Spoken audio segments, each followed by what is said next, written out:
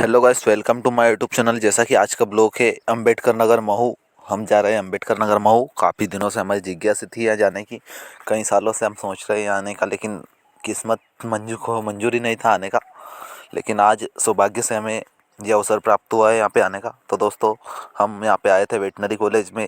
हमारे 2-3 दोस्त और है, स्कूल फ्रेंड, तो उनसे भी मुलाकात हुई। उन दोनों तीनों ने बातचीत करी और हमने यहाँ पे आने का डिसीजन लिया। फिर वहाँ से अंबेडकर नगर वेटनरी कॉलेज मऊ से बैठे हम, और वहाँ से बस में बैठ के यहाँ उतरे और यहाँ से सीधा पैदल यात्रा करके आए। फिर यहाँ पे आने के बाद हमने यहाँ पे रजिस्टर में एंट्री वगैरह की। हमारा दोस्त ये गोविंद है। एंट्री करने के बाद फिर आगे आए हम। तो यहाँ का लुक देखा जाए तो बहुत ही खतरनाक है। और यहाँ पे देखा हमने, यहाँ पे अंबेडकर जी की प्रतिमा वगैरह लगी हुई है। पुस्तकालय है, ज्योतिबाई फुले साहित्यिक केंद्र। यहाँ पे बहुत सारी पुस्तकें वगैरह मिलेगी आपको, महापुरुषों की, संविधान की। और स्मारक को देखा जाए तो काफ़ी अट्रैक्टिव दिख रहा है, बहुत ही मस्त है यहाँ पर नज़ारा।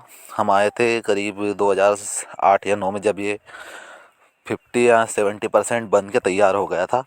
उस टाइम पे कुछ यहाँ पे कार्यक्रम था, तो सभी गांव से बसें वगैरह लाई गई थी। और ये घर दिखाई दे रहा है, इसमें बाबा साहब रहा करते थे, ऐसा बताया गया है। और यहाँ पे मूर्तियाँ वगैरह भी लगी हुई है। और संविधान दिवस की हार्दिक शुभकामना देते हुए फ्लेक्स वगैरह भी रखे हैं। नगर महू, यहाँ पे अम्बेडकर जी की संविधान निर्माता की जन्म स्थली है। आइए इसके बारे में हम डिटेल से अंदर जानेंगे। ये हमारा भाई गोविंद है। भैया आपका नाम क्या? उमेश गुजराती है। उमेश गुजराती है। चलो जुड़े रहिए, आइए अंदर। दोस्तों, 14 अप्रैल दोस्तों, काफ़ी दिनों के इंतजार के बाद आज आ गए हम अम्बेडकर जी के जन्मस्थली पर। यहाँ अम्बेडकर जी का जन्म 14 अप्रैल 1891 को हुआ था। और यहाँ पे उनके पिताजी सूबेदार के पद पर कार्य करते थे। और इस क्षेत्र को बैरक छावनी या फिर ब्लैक इंडियन आर्मी के नाम से भी जाना जाता है। दोस्तों, यहाँ पे काफ़ी अच्छी मूर्तियाँ वगैरह लगी हुई है। और यहाँ का अंदर का लुक ही काफ़ी अट्रैक्टिव दिखता है। अंदर आने पर कुछ अलग ही महसूस होता है, बिल्कुल कि यहीं पे बैठे रहें, बहुत ही शांतिपूर्ण महसूस होता है यहाँ पे आने के बाद। और यहाँ पे देखा जाए तो हमने सारी बाबा साहब ने जो यहाँ पे अपने जीवन काल में रचनाएं रची है और जो भी यहाँ पे अपने कानूनी योगदान दिए हैं, बाबा साहब अम्बेडकर एक भारतीय महान अर्थशास्त्री, कानूनवादी एवं सामाजिक सुधारक और राजनेता थे। उनकी शिक्षा मुंबई और अमेरिका से प्राप्त हुई थी, जहां उन्होंने अर्थशास्त्र में डायरेक्टर की उपाधि प्राप्त की। अंबेडकर जी के देश में बहुत सारे योगदान रहे। संविधान निर्माण, जिन्होंने भारतीय संविधान में मसौदे तैयार करने में महत्वपूर्ण भूमिका निभाई। अंबेडकर जी ने श्रमिकों के लिए भी बहुत सारे कानून बनाए और बहुत सारे उपकार किए, जिसमें मजदूरों के लिए न्यूनतम मजदूरी, कार्य के समय, घंटे तय किए और उसमें छुट्टी की अधिकार भी दिलाए।